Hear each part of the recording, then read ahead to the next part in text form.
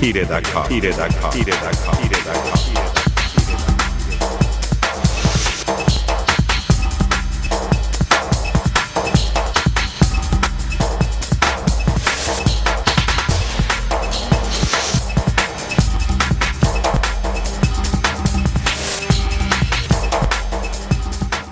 2001 সালে 1 অক্টোবর নির্বাচনের পর আমি সহ আমার পরিবার পরিজনের উপর, আমার আত্মীয় স্বজনের উপর, আমার চণ্ডীগড় ইউনিয়নবাসীর উপর তৎকালীন এমপি অ্যাডভোকেট আব্দুল করিম আব্বাসী সাহেবের নেতৃত্বে ওনার গডফাদার ছিল চণ্ডীগড় ইউনিয়নের ইউপি চেয়ারম্যান জনাব ইমাম হাসান আবু চান।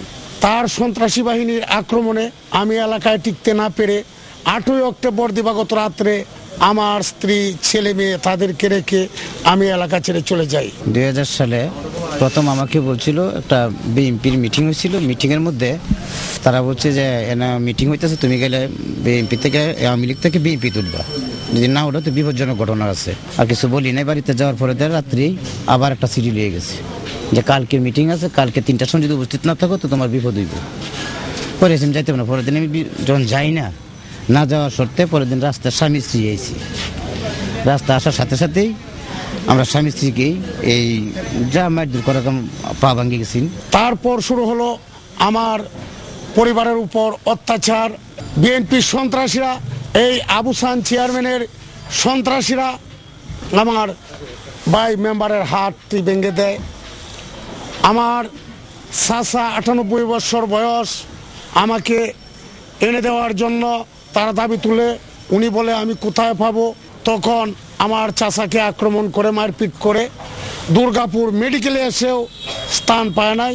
চিকিৎসার অভাবে আমার চাচা 6 মাস পর মারা যান। মাকরাইল বাজারে আসার পথেই রিক্সা থেকে ঠাইনে হেসরে নামে খুব মারপিট করে পরে এখানে আর কি তারা অনেক কিছু করছে। আমি ফিরাইতে চাইছিলাম, তখন আমাকেও চুলের মুঠি ধরিয়া টাইনে হেসরে নামাইছে, নামে আমাকেও মারছে। তখন হাসপাতালে আসি, হাসপাতালে আসার পরেও হাসপাতালে ভর্তিরত অবস্থায় হাসপাতালেও মারপিট করছে। মারছে যেন লাঠি জান্দাও, তারপরে আপনার এই যে কিরিচ, এই রড, আমার শরীরে খুব আছে, 72টা সেলাই আছে সর্বমোট। মাথায় সেলাই আছে, মাথায় বহু ফাটাফাটি আছে, এই হাতের মধ্যে এই যে 9টা সেলাই আছে, টুটে 3টা সেলাই আছে, মাথায় আছে 18টা সেলাই, উরুতে আছে, কোমরে আছে, এই যে হাতে সেলাই দেখেন, এই যে এর মধ্যে সমস্ত সেলাই, এই যে যা আছে বুকে আমি দেখাই, এই যে গা দিচ্ছি যেন মনে হয় বাঁচার কথা না, একটা রড আছে। আমার ছেলে মেয়ে স্কুলে যাইতে পারে নাই আওয়ামী লীগ করা এই অপরাধে। তাদেরকে চণ্ডীগড় স্কুল থেকে বাহির করে দেওয়া হয়। এরপরে 27টা মামলা হয়েছে। আর হ্যাঁ, বাড়ি ঘর নিচে গা, জমা জমি নিচে গা, ঘরে কাটা দিছে, বাড়ি থেকে তারাই দিছে, বাড়ি থাকতেও পারছি না এবং দেশ ছাড়াই রয়েছি এবং মামলা মধ্যে জড়িত রয়েছি। এখনো মামলা চলছে, আমার ওয়াইফের ডাকাতি মামলায় জড়িত আছে, আমার মা জড়িত আছে, বড় ভাইকে মেরে ফেলছে। আবার আমার স্বামীরে ওই যে ওইখানে দুর্গাপুর বাজার থেকে যাওয়ার পথে কুবাইছি, রাস্তায় কুবাইছি। মাথা আমার বহু সেলাই আছে। কুবানির পথে পরে এই যে ওই পাড়ার মানুষ, পুদ্দার পাড়ার মানুষ আইনা তার হাসপাতালে ভর্তি করছে। ভর্তি করার সময় এই মুহূর্তে আবার আমারে ডাকাতি মামলা দিছি, এই মামলা এখনো চলতেছে। তত্ত্বাবধায়ক সরকার আসার পর 2006 28 অক্টোবর বাড়িতে আসি। আইসা খোঁজ খবর নিয়ে দেখি আমার উপরে 6টি মিথ্যা মামলা দায়ের করা হয়। আমার এক ভাই, আমার মিজু ভাই শাহাবুদ্দিন ফকির, তাকে একটি মিথ্যা মামলার আসামি করা হয়। তার জানাজায় আমি আসতে পারি নাই, আমার ভাই ফালিয়ে থেকে মারা যায়। এরপরে আবার একটা দরবারের কথা বললে যে আমাদেরকে আপোষ মীমাংসা করে দিব, এই কথা বললে মাকরাইল বাজারে একটা দরবার ডাকছে। তারা দরবার ডাকার পরে ইউনিয়ন সভাপতি আর কি বিএনপির, সে অশ্লীল ভাষা দরবারে ব্যবহার করতেছে। তখন আমি বলছিলাম যে এটা একটা দরবার, এখানে অশ্লীল ভাষা ব্যবহার করেন তো ঠিক না। তখনই তারা একবারে সবাই মিলিয়া খুব মারপিট করছে।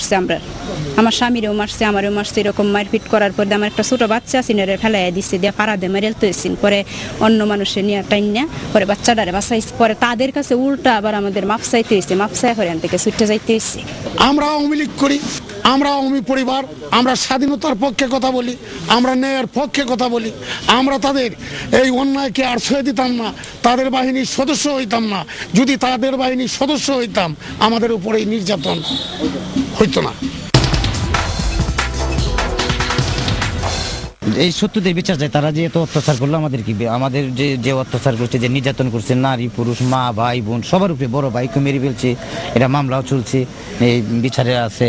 এটার আমরা কিছু এই পর্যন্ত কিছু পাইনি, কিন্তু প্রধানমন্ত্রীর কাছে আমরা সুস্থ বা এটা তাদেরকে বিচার চাই, যে আমরা যাতে মনে যাতে আত্মা আমরা শান্তি পাই আর কি, কথা একটা আর কি। আমার চণ্ডীগড় ইউনিয়নবাসীর পক্ষ থেকে যেভাবে নির্যাতন হয়েছে এইগুলি তর্জন্ত করে এইগুলির বিচার চাই।